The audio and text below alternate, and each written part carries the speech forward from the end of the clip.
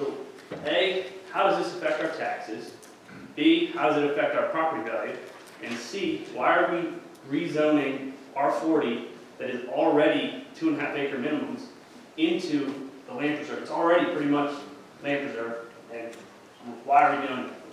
Like, what's the reasoning behind it? It's already zoned, if it's already zoned, and It's zoned high density, and you want to move it into the land preserve. right, and it's set up so there's only, it's the same setup as R80 currently, you're saying? Currently, it's already set up like that, but it's zoned differently. So why are we moving houses that are already zoned like that? Where, like, I can speak for my neighbors, none of them want to build subdivisions on their property. So why are we moving that property that's already pretty much safe, and then taking properties like the gentleman over here, who's already land preserved, and he wants his property land preserved? What's the reasoning behind that? What's the thought process there? Okay, as far as your property goes, you say that you want to keep it the way it is, right? And it's zone high density, Correct. and you want to keep it more or less R80.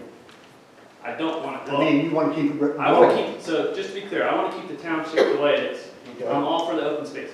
But why are we taking open space and changing it to R40 and then moving stuff that already is kind of like land preserve already, but it's like if we have to allot a certain amount of R40, why aren't we leaving the R40 in homes that are already planning on staying 3 acre minimums or whatever?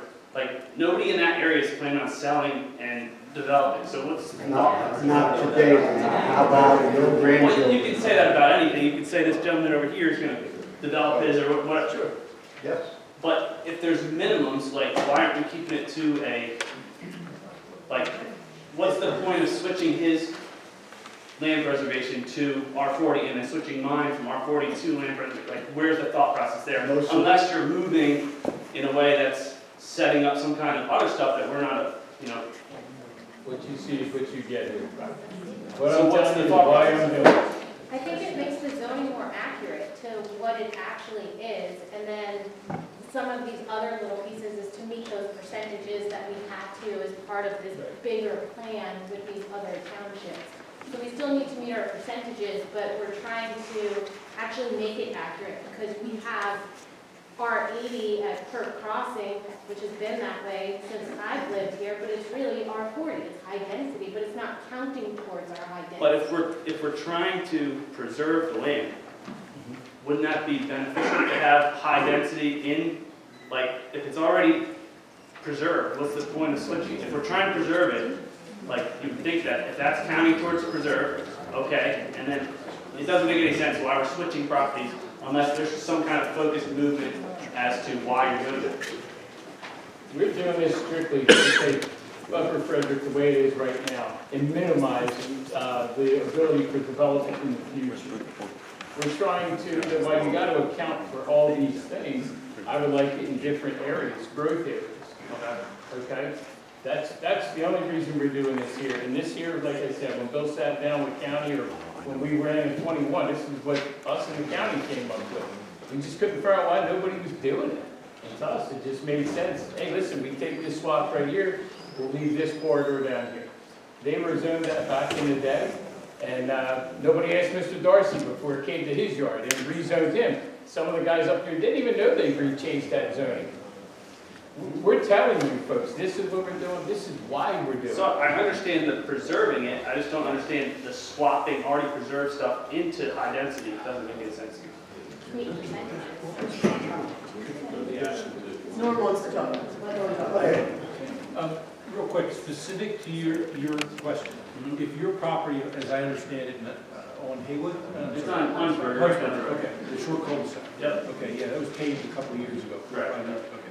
So on Huntsburg, if your zoning is R40, but it's developed as R80, your zoning district would still allow that. If for some reason a developer saw that as attractive enough to buy 2 or 3 homes, level the homes, and put in apartment buildings, or put in whatever Correct. more intense use was permitted in that underlying zoning district by changing the zoning classification in your particular case to a group of individuals who don't plan on developing it, and plan on keeping it the way it is, if you change the zoning consistent to what it already is, that would prevent a developer from coming in there, buying 3 or 4 homes, leveling them, and you start to see that. Maybe not right now, but maybe down the road. So my issue is this. Now, this gentleman over here, how many acres do you have, sir? I have 10. I have 5. Okay, so that's 15 acres. So we're swapping 15 acres somewhere else that's already land preserved for 15 acres in my neighborhood to be land preserved. So theirs is actually, I'm guessing, open space. Oh, this gentleman here. Yeah. So why are we swapping it? It doesn't make any sense to me. Like, ours is all like, so now you're swapping his. Now he can sell to a developer, correct? Like, if he wanted to, correct? Well, Unless is it's, any of your is property theirs preserved down undevelopable? there? I don't understand the. Is any of the property down there preserved by any of y'all? Yes, yeah. Okay. And there's no development. Nothing can so be they built can't there. change No, it. hold on, you can't say that, because you know what we do have? Enough space to put 60 townhomes, 4 per acre. You can't, don't build down on your floodplains, you got land up on top of the hill. It's actually beautiful back there in that 10 acres, isn't it? It's gorgeous. So if you were making more open space, it would make more sense to me, but it seems like we're just moving where the open space is, and I don't understand why. And also, if you could speak to how this historically affects property values, switching from the high density to the land preserve, how does that affect property value in the long term, historically in other areas where they've done this? And do my taxes go down now that I'm not high density, or do they stay the same? Unfortunately, the way I understood it, taxes aren't going to go up or not going to go down, as we've already discussed. That's not going to happen for anybody here. That was a question that came out of Perk Crossing. For some reason, they thought their value would go down as well. It's not. You're still high density the way you've always been. So what about the actual property value?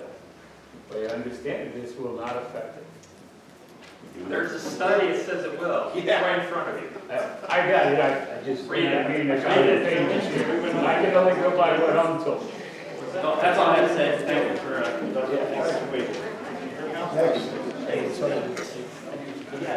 So, you guys made some points for us for the, what are we calling ourselves? The gravel pipe 6? So, first off, we just moved up here 2 years ago. Came up from Delaware County. And why do you think we came up here?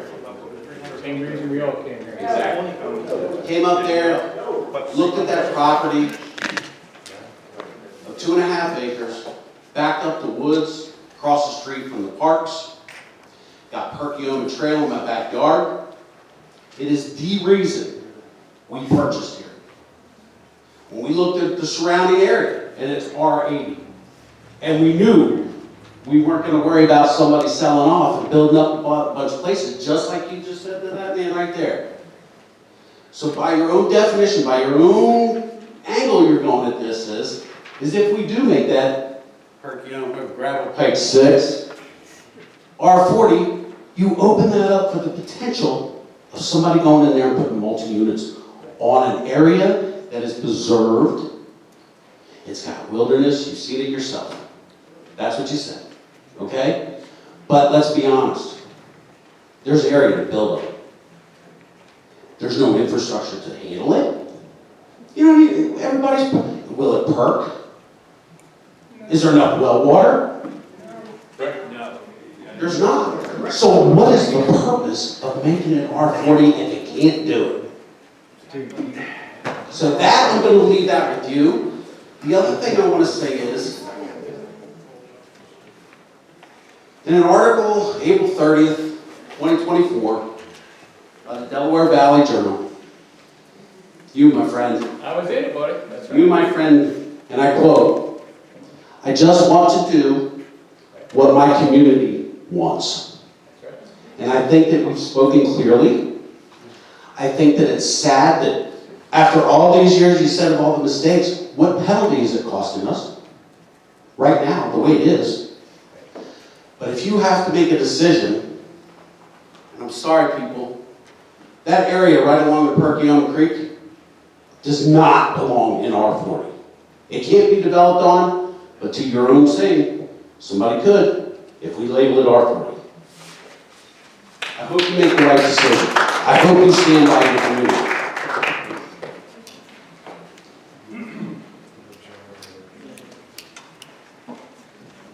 name's Jen Rodville. I live on Heimbach. I'm around the corner from the fire department. I do not have a property that is going to be affected directly.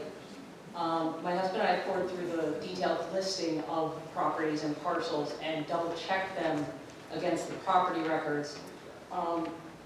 I am not clear on whether the properties that are currently listed as belonging to Blantyre LLC. I believe that was the developer, Tim Hendricks, am I mistaken? No, you're not. Okay. Are the properties that he wants to develop going to be affected by this or not affected? They are part of the rezoning, so they are going to be downsized. They would be, they're the ones that you want to make R80? Correct. Okay. I just want clarification because it was a little bit ambiguous, the list of addresses versus what's in the property records. And I know some of the property records, at least as of a couple years ago when we moved here, were not completely correct. There was a mix-up of parcel number and address between myself and another resident. So the street address that the property is on our street was not listed in the ordinance proposal, but the parcel number was. So I just wanted to make sure. It was, to answer the questions in your statement, it was a little confusing at first trying to do this with addresses versus tax levy parcels, stuff like that. On county's website, you can go to a section, Board of Assessments, property record search. and there you can actually bring up a map. Yeah, we've done that a lot. That's how I That's where figured we out double what checked went where, the because parcel some of the IDs addresses and the didn't addresses. So, you know, some of you have probably seen or are aware of those signs with the Keep Upper Frederick Rural. And I haven't been able to keep up with the minutes of what's gone on with the Blantyre proposal. Would this rezoning affect the current status of plans or prevent or limit the amount of development that they can do at the properties along Heimbach across to Perkiominville? So this ordinance will only affect development that is applied for after this ordinance potentially passes tonight.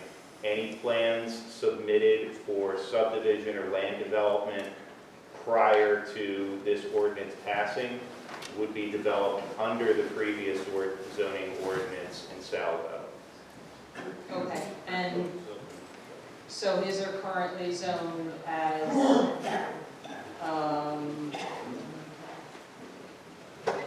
R60? R60 and R40. Okay, Have they submitted plans yet? They're currently under review, nothing's currently working its way through the council. It's under review. I can't give any information out on that until after the review process is done by the engineer. And we'll know what's going on from there. But I can't answer any questions, as you guys can They have imagine. submitted a plan. Why not? Transparency. Because if I say the wrong thing, it potentially could harm the community in a court of law. That's why. So once the review process is done, those plans will be uploaded to the internet. You'll be able to review them. Everybody will. There is nothing but transparency here. Any question anybody ever had, you come into the township, we talked about it. I got nothing to hide from any one of you. None of you. so the current rezoning, even though his properties are listed as being moved to R80, it won't affect Potentially, the plans that have already been submitted? potentially, it could or could not affect it. I can't speak on those development plans right now. Okay. It's sensitive. I'm walking a razor wire talking about why I'm doing what I'm doing here. Okay. And I'm not gonna jeopardize something that Bill and I and Miss Lisa worked on for 4 years before I got here. Okay. This has been a long road. So Yeah.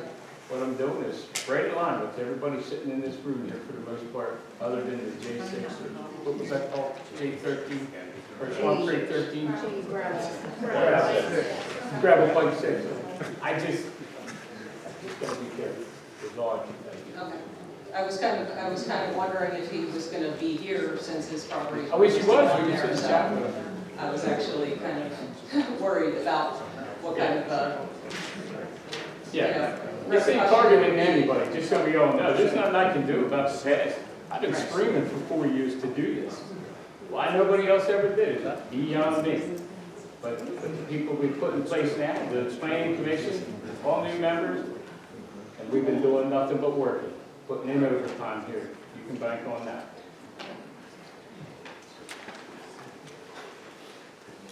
Good evening, my name is Steve Freed, I live on Fayetteville Road.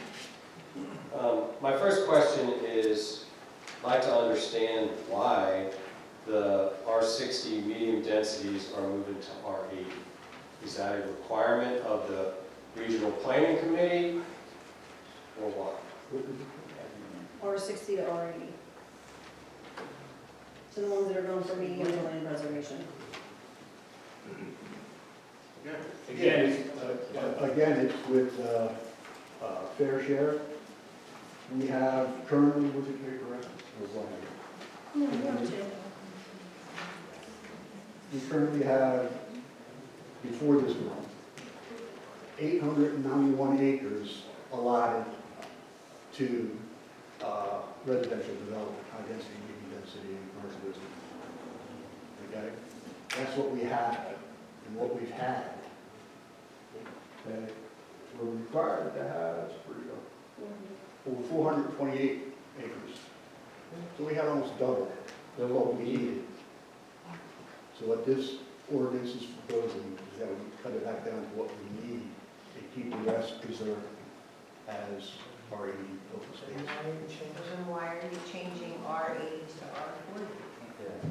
Well, wait a minute, if I may, I waited a minute. All right, so you answered that question, that's, I don't know that I buy that, but okay. Will that change have any impact on the current owners or future owners putting in things like pole barns or solar panels or anything like that? No, but I will tell you this, if you have more than 10 contiguous acres, I would encourage you to become part of the ASA in our community here. I am agriculture, and I don't have 10 acres, I have 2 acres. Okay. Still, we're going ahead in this community, and we're trying to. So I just want to answer to my question. I understand what you're trying to do, I appreciate it. So I like, does it, can I put in a pole barn, or can a future owner put in a pole barn? if you move from R60 to R80, any accessory structures that you're building would just have to conform to the regulations described in R80 compared to R60. I don't know off the top of my head, but there might be differences in like setback requirements or impervious surface limits, but on a 2-acre lot, I would be surprised if there's anything you could do in the R60 that you could not do in the R80. I'd be happy to speak with you about that, and if you want to look at the building footprint on your lot. Yeah, so that's my last question, is the dimensional standards are different between R60 and R80, and I know that my lot is on the borderline for R60, right, the dwelling on my lot. Am I grandfathered in? Any existing structure is, yes, essentially grandfathered. It would be called pre-existing non-conforming. And can I sell it that way? or- Yes. Okay. All right, anything else I should ask? No, but I just think we need to make a point that you are making changes to some of us who are very happy with what we are. So I'm hearing a lot of, I want to do what's right for the community, and I really appreciate that. I think we all appreciate that. We are a community here, and we want you to do that for us, and we appreciate all the time that gets put in. But there are people that don't want to change, and we don't need to change because you do have enough of the numbers. They work, the math works. So if you could consider not changing people, that you don't need to. Understanding, of course, there's a development that absolutely doesn't fit with its zoning, and it didn't for years. But there are those of us that do fit with our zoning. And maybe just leave us alone, because that's why we're here too. Right. Absolutely. Thank you. Thank you. Consider it. Is there someone we could find out where the setbacks and the structure would be? I mean, you guys are saying you'll look into it, but is that online? Is that what- Yes, so if you go to the township's website, there is a link. So there's a link to the township code, which includes the zoning ordinance on the township website. It's called, I think, a link to e-codes, and that's the website where you find everything. Chapter 285, I believe, is our zoning code. And if you scroll down there, you'll see all of the different requirements for the R40, the R60, the R80, the commercial district.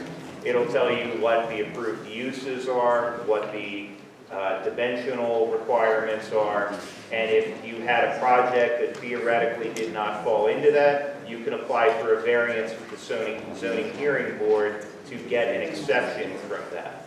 Thank you. Yeah. Brad Bonner, one of the gravel bikes. I'd like to start by, again, thanking the committee and the zoning board for their work.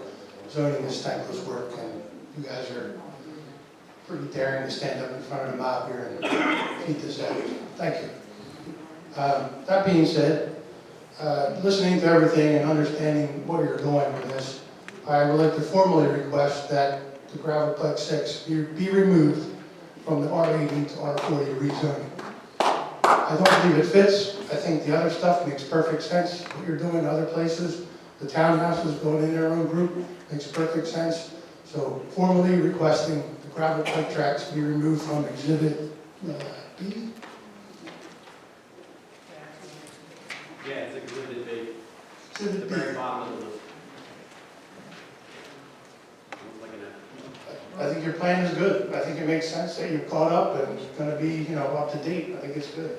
We don't have any business in that exhibit. And so we believe, I speaking for them, believe we need to be removed, all 6 of those off that list.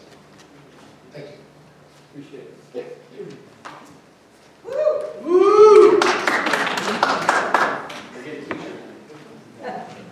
Quick question. Earlier, I'm sorry. You guys, state your name, can you hit the photo? What's that?